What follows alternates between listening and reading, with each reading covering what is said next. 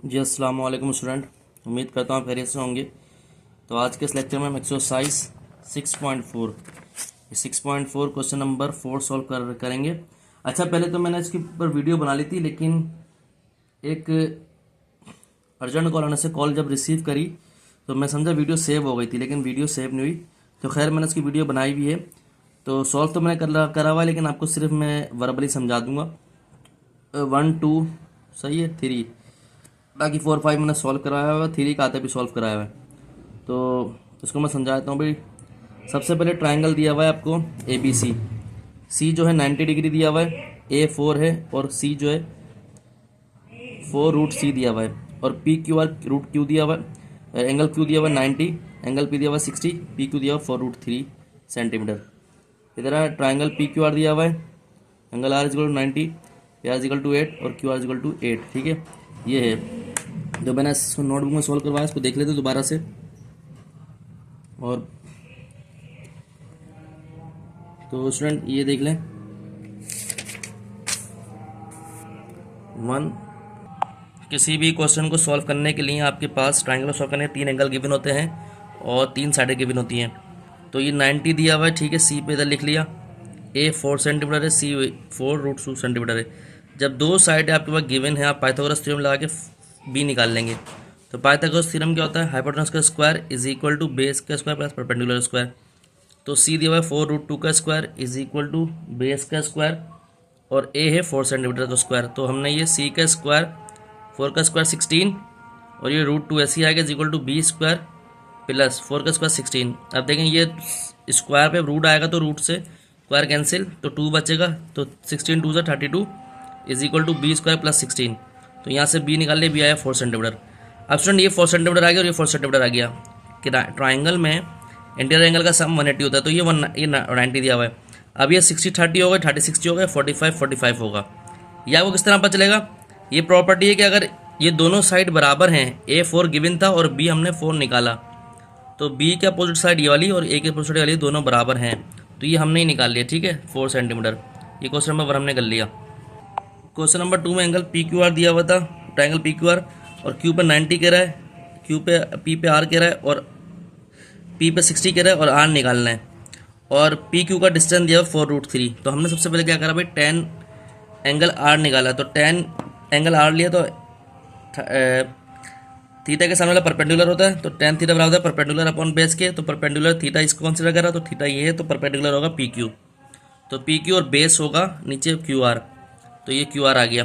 तो 10 एंगल 30 ऐसे लिखा है, मालूम करना है। और पी क्यू की 10 30 तो हमें गिवन है क्योंकि ये ले लिया आर। पी क्यू के लिए 4 रूट 3 सही है, और क्यू आर मालूम करना है, तो ऐसे लिखा हुआ है। तो क्यू आर हम इधर ले गए, 4 रूट 3 अपना रहा, और टेन थीटा जो है यानी 10 30 वो नीचे आ गया। अब इसको आप डिवाइड कर देंगे तो ये हमारे पास आएगा 12 सेंटीमीटर, ठीक है। अब 12 सेंटीमीटर ये आ गया पी आर, और ये दिया हुआ है। तो आपने पाइथागोरस थ्योरम लगा के ये मालूम कर लेना है। तो पाइथागोरस में थ्योरम लगाया, पी आर का square is equal to Q R का स्क्वायर प्लस पी क्यू का square is equal to P R square is equal to Q R जो हमें 12 दिया हुआ था निकाला हुआ है, ठीक है। और पी क्यू जो दिया हुआ था 4 रूट 3, 12 का स्क्वायर 144 प्लस 4 ऐसे लिखा, और रूट जब इसके ऊपर स्क्वायर होगा तो इंटायर पे स्क्वायर होगा, नहीं 4 पे स्क्वायर होगा, तो ये 16 हो जाएगा। अच्छा, यहाँ पर गलती हो गई, ये 4 पे स्क्वायर होगा तो 16 हो जाएगा, और ये 3, तो ये हो गया 16 मल्टीप्लाई 3, तो ये होगा 48। तो ये बन जाएगा 48। तो 144 प्लस 48 ये हमारा बन रहा है कितना, 192। 144 प्लस, सही है भाई, तो ये हो जाएगा प्लस 192। तो रूट में आप 192 लिख देंगे तो ये हमारे पास आ जाएगा 8 रूट 3, 8 रूट 3, ठीक है भाई, ये आ रहा है। तो उम्मीद करता हूँ ये समझ आ रहा होगा आपको, ठीक है स्टूडेंट। अब 3 में आपका पी क्यू आर दिया हुआ है, आर दिया हुआ 90, पी आर दिया हुआ 8, क्यू आर दिया हुआ 8, सही है। तो ये अकॉर्डिंग टू पाइथागोरस थ्योरम ये लिख लिया भाई। ये 8 रूट 2 है, ये 8 है, दोनों करा, ये मालूम कर लेना है। तो ये हमारे पास पाइथागोरस थ्योरम लगाया, पी क्यू का स्क्वायर मतलब हाइपोटेनस का स्क्वायर, बेस का स्क्वायर प्लस परपेंडिकुलर का स्क्वायर। तो ये आ गया 64 प्लस 64 120, ये आएगा 8 रूट 2, ठीक है, 8 रूट 2 आ गया। तो इस हम थीटा किस तरह निकाला हमने, तो ये साइन एंगल पी निकाला, पी ये है तो पी किस परपेंडिकुलर अपॉन बेस, तो परपेंडिकुलर है 8 ये 1/√2, तो ये आ गया 45। सही है भाई। तो ये 45 आ गया, तो ये 90 है, ये 45 है, तो ये ऑलरेडी 45 होगा। तो अब मैं दोबारा सॉल्व कराऊँ, अब सॉल्व कराऊंगा क्वेश्चन नंबर 4, देख लीजिएगा। ये तो आ गया स्टूडेंट, ठीक है। अब हमें निकालना है एंगल पी। एंगल पी किस तरह निकालेंगे भाई, परपेंडिकुलर अपॉन बेस या हाइपोटेन्यूज दिया हुआ है, तो ये काम कर लेते हैं, साइन एंगल पी ले लेते हैं। ये साइन पी मालूम करना है, परपेंडिकुलर हाइपोटेन्यूज ये होगा, ठीक है भाई। तो परपेंडिकुलर साइन एस सी लिखा, sine root P S C लिखा, इज इक्वल टू परपेंडिकुलर कितना है भाई 8 अपॉन बेस कितना है 8/√2। ये बेस क्या है, पी क्यू है ना, 8/√2, 2 से 2 कैंसिल, तो क्या 1/√2। तो इसका मतलब साइन एंगल पी जो आया 1/√2 आया। इसका मतलब P is equal to sine inverse 1/√2 किसके बराबर हो गया, पी इज इक्वल टू 45। सही है भाई, ये 45 है, तो ये 45 आ गया, ये 90 था, ये 45 है, तो ऑलरेडी ये भी 45 ही होगा, ठीक है स्टूडेंट। तो ये हमने इसका पार्ट 3 सॉल्व कर लिया। अब आते हैं भाई पार्ट 4 पे। तो पार्ट 4 में कह रहा है ट्राइंगल एक्स वाई जेड है। अब जो ट्राइंगल के नाम होंगे वो एक्स वाई जेड होंगे।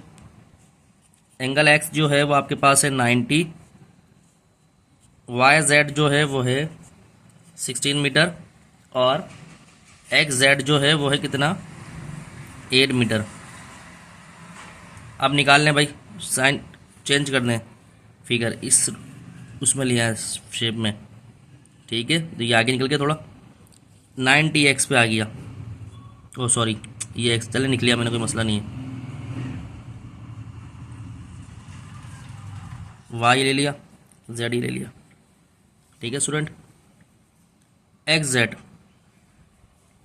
8 मीटर है, एक्स जो है वाई जेड 16 मीटर है,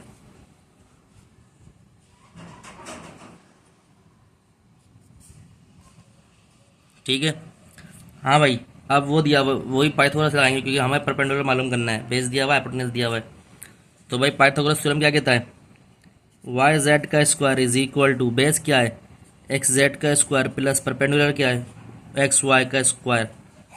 वाई जेड दिया हुआ है 16 का स्क्वायर, एक्स जेड दिया हुआ है कितना भाई, ये दिया हुआ है 8 का square plus X Y square, ठीक है। 16 का 256 इज इक्वल टू 64, 8 का square plus X Y square unknown है, मालूम करना है, ठीक है भाई। अब ये एक्स वाई स्क्वायर ऐसे लिखें, ये 256 भी ऐसे लिखें, ये इधर चले आएगा तो माइनस का 64, तो ये हो गया भाई 256 माइनस 64, तो ये हमारे पास आ गया X Y square is equal to 192। तो अब इसका रूट ले लें 192 का, तो ये रूट में 192 अगर लिखा तो ये हमारे पास आ गया 8√3, X Y is equal to 8√3 metre. सही है भाई स्टूडेंट, ये आ गया 8√3, इससे लिख दें भाई 8√3 मीटर। अब मालूम क्या करना है भाई, एक्स वाई आ गया 90 दिया हुआ है, अब आपको मालूम करना है जेड वाई, तो ये ले लें 10 Z is equal to angle Z perpendicular base, तो ये आ गया भाई 10 एंगल जेड मालूम करना है, ऐसे लिखा इज इक्वल टू परपेंडिकुलर कितना है 10 अगर लिया है तो 10 के सामने थीटा के सामने परपेंडिकुलर ये हो गया 8√3, बेस कितना है 8, तो 8 से 8 कैंसिल, तो ये हो गया 10 angle Z is equal to √3, तो Z is equal to 10 inverse √3 कितना हो गया, तो Z is equal to 10 inverse √3 होता है 60, तो ये 60 आ गया, तो ये कितना आ गया 60, ये 90, तो ये ऑलरेडी 10 होगा 30 होगा, 180 होता है इंटीरियर एंगल का सम। अगर निकालना है तो इस तरह निकाल लिएगा भाई, X plus Y plus Z is equal to तीनों एंगल का सम, इंटीरियर एंगल का सम 180 होता है, तो एक्स मालूम करना है तो एक्स 90 दिया हुआ है, वाई मालूम करना है जेड 60 है और ये 180 है, तो निकाल लेगा 30 आएगा। सही है, ये हमने इसका पार्ट 4 भी कर लिया, 5 रह गया भाई। जी स्टूडेंट, पार्ट 5।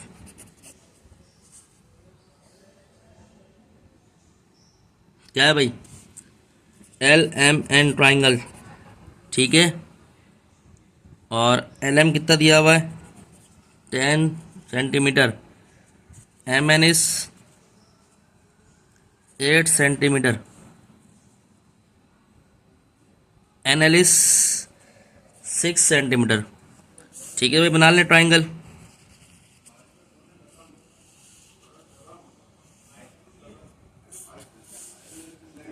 अब यहाँ पर ये नहीं दिया हुआ है 90 कौन सा है, तो ऑलरेडी 90 किसी को भी ले लें, तो 90 इसको ले लें।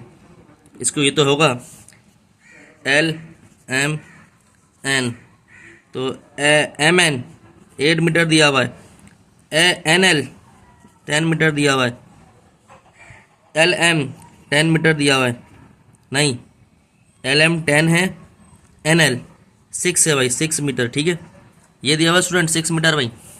अब निकालना है, ये L पे 90 है, हमने ले लिया angle L is equal to 90। अब फॉर्मूले से निकालना है भाई। अब एंगल M निकालना है, तो या एंगल N निकालना है। ये हो गया परपेंडिकुलर, थीटा के सामने परपेंडिकुलर अपॉन बेस, तो परपेंडिकुलर अपॉन बेस किस में आता है? तो निकाले भाई tan theta is equal to N is equal to perpendicular upon base, तो tan angle N is equal to perpendicular क्या है भाई? परपेंडिकुलर है LM और बेस क्या है? NL। ठीक है, तो tan angle N is equal to, ये कितना है LM, ये है 10, NL कितना है 6, तो triangle angle N is equal to, ये हो गया 5/3, तो angle N is equal to 10 inverse 5/3। वैसे ही है, अगर आप देखें 10 इनवर्स 5/3, तो ये हमारे पास आ रहा है भाई 15।